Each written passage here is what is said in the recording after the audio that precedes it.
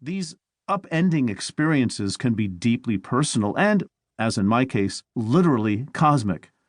But whatever they are, they have a habit of boring deep into the very foundations of our stories and calling into question the validity of core elements of the story. Once that happens, the story needs a part two, an after. The big lesson I learned from wrestling with my own curveballs is how deeply my faith in God had been cemented in fear, which is to say, how I viewed God as very much antagonistic toward me. And so any thought on my part of listening to my experiences and interrogating my inherited faith, to inspect its boundaries, let alone climb over its walls, was seen as a crisis that had to be averted, or at least resolved immediately. But over time, I would come to see that this is precisely the wrong attitude to take. This fear crisis model of faith, where all things had to fall into place or else, was simply no match for my raw, complex, messy, out-of-control existence. And this got me thinking differently about God. If the infinite God of the cosmos is real, surely God understands my puny humanity and sees my questions and struggles as more than a nuisance. It would take years for me to truly accept the idea that my disruptive experiences are not outside impositions to or an attack on my faith, but are the soil out of which my faith matures and takes shape. The thought of ignoring what my head and heart were screaming at me and simply staying the course became not only more and more difficult, but, if God is truly real, utterly nonsensical. Can I really ignore my experiences? Can any of us? Is this really what God expects of us? If we ignore them, then what is left of us? This realization was the game changer. It created a space for me to step away from the fear crisis model of faith and toward a curious, hopeful model.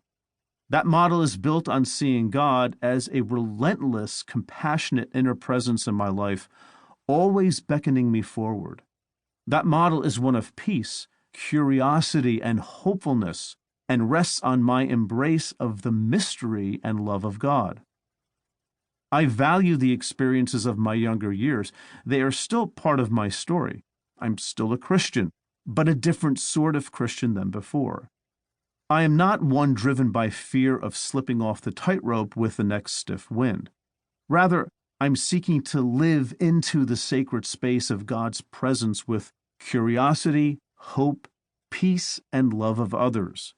I believe this is the type of relationship God seeks to have with us. I continue writing my narrative, of course, as are we all. We are dealing, after all, with the infinite creator of the infinite cosmos, so how can it be otherwise? Working out faith on the go, as it were, is very good news indeed. I can live my life seeking God with curiosity, courage, security, and peace, knowing that making adjustments is a part of the life of faith. Jesus said, "The thief comes only to steal and kill and destroy. I came that they may have life and have it abundantly." John 10:10. An abundant faith while embracing the curveballs of life. That's what I'm after, and that's what this book is all about. Chapter 1. My True Purpose, or Not. At the age of 9, I found my true purpose in life, to play Major League Baseball. I'd been smitten with the baseball bug while flipping channels and landing on WPIX-11 in New York City, the station that carried Yankees games. I still have a memory of those innocent black and white images. My parents were German immigrants who knew nothing of baseball, so it came to me as something of a spiritual epiphany rather than an heirloom. To this day, I thank my lucky stars for this formative moment, and that I didn't stop at WOR9 and become a Mets fan. Now, spoiler alert, I did not become a professional baseball player. So why am I still thanking my lucky stars?